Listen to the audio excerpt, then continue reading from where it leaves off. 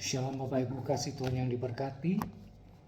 Manusia hidup selama hidup pasti memiliki masalah.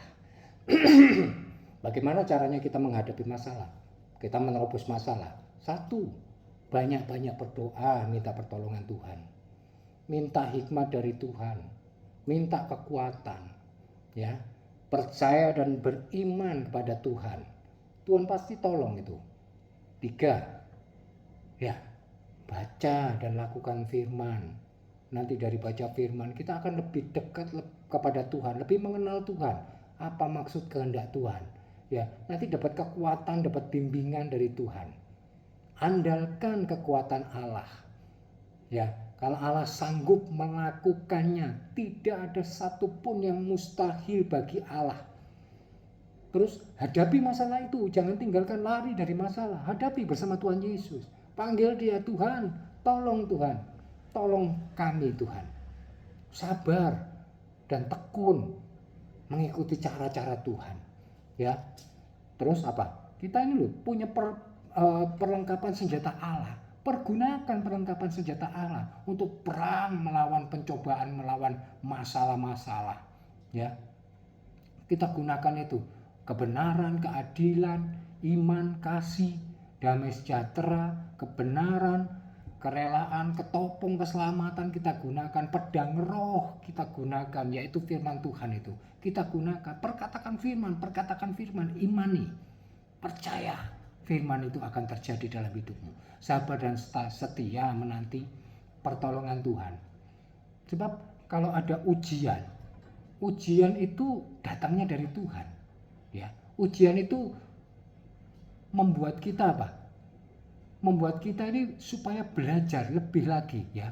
Tuhan tahu kekuatan iman kita, kekuatan kita, dan pasti tidak akan memberikan ujian yang melebihi dari kekuatan kita. Supaya apa? Kita diuji supaya bertumbuh, ya.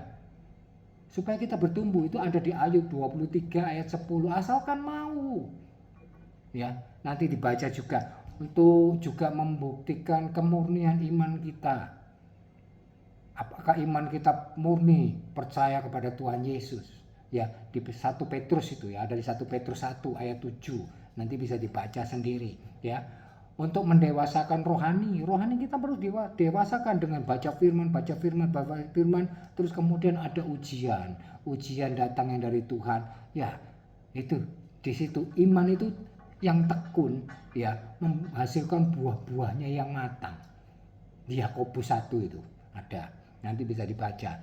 Terus agar kita naik tingkat, the next level, tingkat yang lebih tinggi lagi, ya. Karena apa? Kita harus menjadi sempurna seperti Tuhan Yesus, ya. Jadi kita walaupun tidak sesempurna Tuhan, tapi kita mau berupaya terus hidup itu sempurna. Ya, oke, saya katakan tadi ujian datangnya dari Allah yang untuk tadi semua mendewasakan dan lain sebagainya, ya.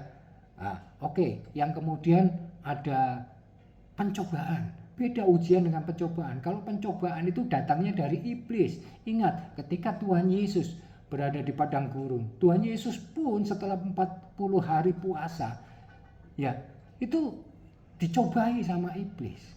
Menggunakan firman Tuhan juga iblis mencobai Tuhan Yesus. Iyalah.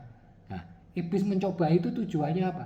Ya, untuk membuat kita ketakutan, untuk keserakahan, ya, keinginan daging. Intinya adalah kehancuran bagi manusia, ya. Itu pencobaan dari iblis. Biasanya manusia dicoba itu tidak selalu sama, beda-beda. Mungkin banyak yang sama. Apa yang sama? Pencobaan itu dari diri manusia sendiri. Apa? Awalnya adalah dari keinginan, ketakutan. Manusia itu takut masalah kedagingan, takut miskin, takut tidak punya uang, takut tidak punya pekerjaan. Maka di situ iblis melihat celah dari manusia itu. Maka kita akan dicobai, manusia itu akan dicobai tentang ketakutan yang dia alami. Di situ pencobaan, iblis lebih pintar, lebih ngerti dari kita. Makanya jangan takut, hidup dalam Tuhan, jangan takut, serahkan semuanya kepada Tuhan. Apapun yang terjadi, Tuhan saya pasrah. Saya tidak takut karena saya punya Tuhan yang besar. Saya punya Tuhan yang dahsyat. Tiada yang mustahil bagi Tuhan. Allah kita sanggup. Ya, demikian hidup kita. Jangan ada ketakutan lagi. Berserah pada Tuhan. Beri kekuatan juga bagi orang-orang yang membutuhkan. Share video ini. Jangan lupa like, komen. Bagi yang percaya, ketik amin. Tuhan Yesus memberkati kita semuanya. Haleluya. Amin.